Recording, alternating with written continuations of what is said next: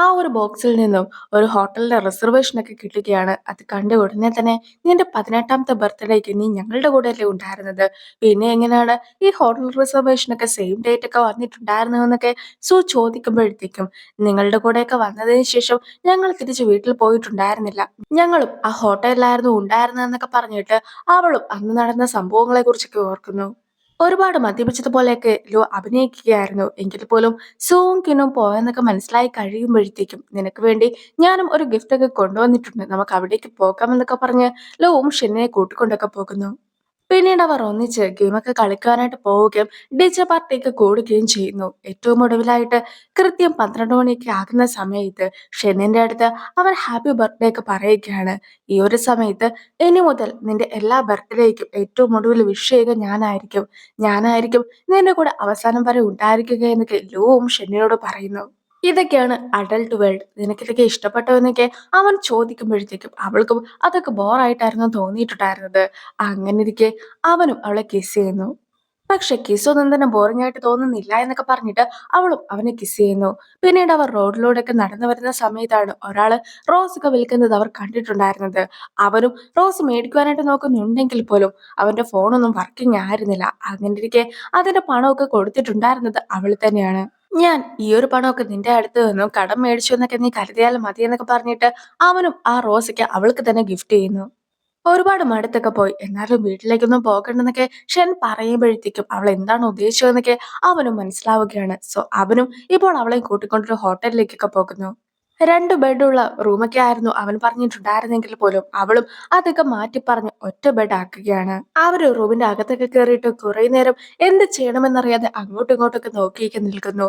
ഈ ഒരു സമയത്തായിരുന്നു അവൾ വാഷ്റൂമിലേക്കൊക്കെ പോയിട്ടുണ്ടായിരുന്നത്. പിന്നീട് അവൾ തിരിച്ചൊക്കെ ഇറങ്ങി വരുമ്പോഴത്തേക്കും അവനും നല്ല ഉറക്കമൊക്കെ ആയിരുന്നു. അങ്ങനെ ഇരിക്കെയാണ് എന്റെ 18ാമത്തെ ബർത്ത്ഡേ ഒക്കെ എന്റെ കൂടെ സെലിബ്രേറ്റ് ചെയ്തതിൽ ഒരുപാട് നന്ദിയുണ്ട് എന്നും അതുപോലെ തന്നെ നിന്റെ ഗേൾഫ്രണ്ട് ആയിട്ടിരിക്കുന്ന ഫസ്റ്റ് ഡേ ഇതാണെന്നൊക്കെ പറഞ്ഞുകൊണ്ട് അവിടെ ഉണ്ടായിരുന്ന ഒരു ടിഷ്യൂ പേപ്പറിലൊക്കെ അവളും എഴുതിയിട്ടുണ്ടായിരുന്നത്. ഇതാണ് അവനും സൂക്ഷിച്ചു വെച്ചത്. നിങ്ങൾ എത്രത്തോളം വർഷമൊക്കെ പ്രണയിച്ച് നടന്നതാണ്. അങ്ങനെ ഇരിക്കെ ഈ ഒരു പേപ്പർ അവൻ ഇപ്പോഴും സൂക്ഷിച്ചൊക്കെ വെച്ചിട്ടുണ്ട്. അതിനർത്ഥം അവന് നിന്റെ അടുത്തുള്ള സ്നേഹം അത്രത്തോളം വലുതാണ് എന്നൊക്കെയാണ്. നീയും അതൊക്കെ മനസ്സിലാക്കേണ്ടതായിട്ടുണ്ട് എന്നൊക്കെ സു പറയുമ്പോഴത്തേക്കും അവനുമായിട്ട് ഞാൻ ബ്രേക്കപ്പ് ആയതിനു ശേഷമാണ് അവനില്ലാതെ തന്നെ എനിക്ക് എത്രത്തോളം നന്നായിട്ടൊക്കെ ജീവിക്കാനായിട്ട് സാധിക്കുമെന്നൊക്കെ ഞാൻ സ്വന്തമായിട്ട് തന്നെ മനസ്സിലാക്കിയതെന്നൊക്കെ ഷെന്നും അറിയിക്കുന്നു. നീ ബ്രേക്കപ്പ് ആയതിനു ശേഷവും അവനെക്കുറിച്ച് തന്നെയായിരുന്നു ചിന്തിച്ചുകൊണ്ടിരുന്നത്.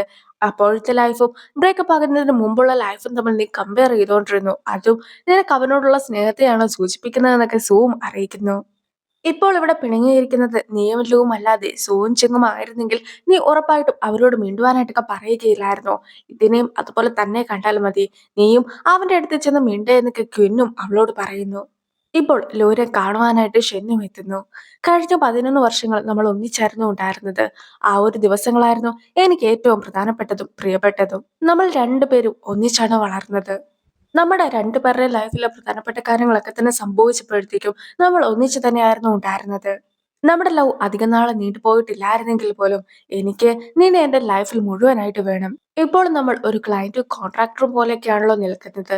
ആ ഒരു രീതിയിൽ തന്നെ നിന്നാൽ മതി എന്നൊക്കെ അവൾ പറഞ്ഞതിന് ശേഷം നിനക്ക് എന്നെ കാണണ്ട എന്നാണ് ആഗ്രഹമെങ്കിൽ ഈ ഒരു ഷോ ഒക്കെ തീർന്ന് കഴിയുമ്പോഴത്തേക്കും ഇനി ഒരിക്കലും ഞാൻ നിന്റെ മുമ്പിൽ പോലും വരികയുമില്ല.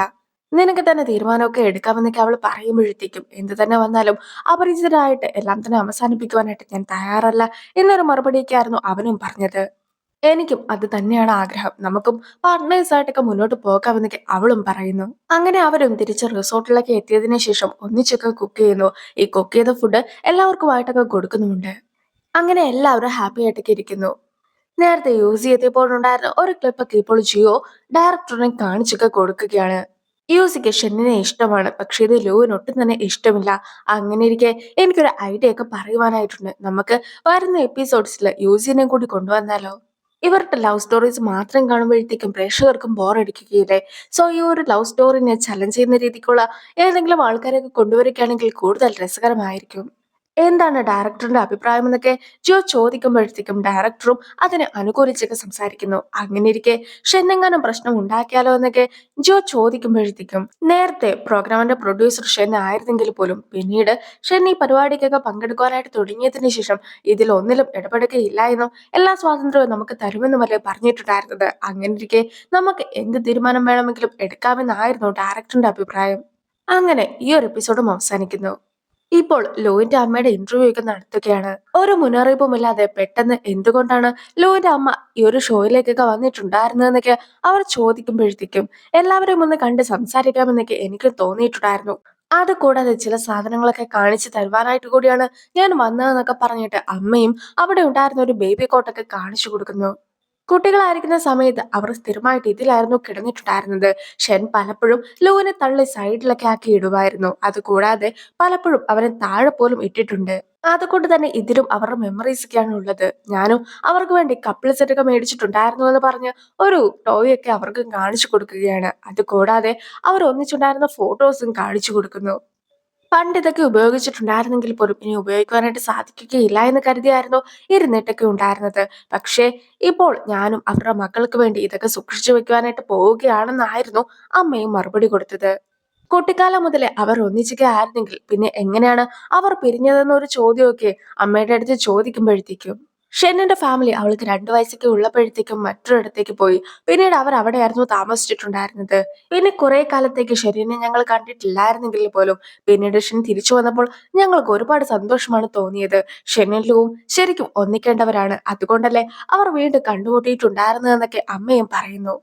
ഇനി അടുത്ത എപ്പിസോഡൊക്കെ തുടങ്ങുമ്പോഴത്തേക്കും 2014 ഒരു സീനൊക്കെയാണ് കാണിക്കുന്നത്. അവർ രണ്ടുപേരും കൂടെ ഒന്നിച്ച് അമ്യൂസ്മെന്റ് പാർക്കിലേക്കൊക്കെ പോവുകയാണ്. ഷെന്നും ആദ്യമായിട്ടായിരുന്നു ഫെറിസ് വീലിലൊക്കെ കയറിയിട്ടുണ്ടായിരുന്നത്. അങ്ങനെ ഇരിക്കെ അവനും അവളുടെ ഫോട്ടോസ് ഒക്കെ എടുക്കുന്നു. ഈ ഒരു ഫെറിസ് വീലിന്റെ ഏറ്റവും മുകളിലൊക്കെ എത്തുന്ന സമയത്ത് പരസ്പരം കിസ് ചെയ്യുകയാണെങ്കിൽ നമ്മൾ എപ്പോഴും ഒന്നിച്ചുണ്ടാവുമെന്നാണ് അതിന്റെ അർത്ഥമെന്നൊക്കെ അവനും അവളുടെ അടുത്തൊക്കെ പറയുന്നു. പക്ഷെ ഫെറിസ് വീല് കുറച്ചു നേരത്തേക്ക് മാത്രമായിരിക്കും മുകളിലൊക്കെ ഉണ്ടാവുക. അതൊക്കെ നമ്മൾ എങ്ങനെയാണ് മനസ്സിലാക്കുക എന്നൊക്കെ അവൾ ചോദിക്കുമ്പോഴത്തേക്കും അവനും അവളെ കിസ് ചെയ്യൊക്കെയാണ്. അങ്ങനെ കിസ്സൊക്കെ ചെയ്ത് കഴിയുമ്പോഴത്തേക്കുമാണ് അവരും താഴേക്കൊക്കെ വരുവാനായിട്ട് തുടങ്ങുന്നത്.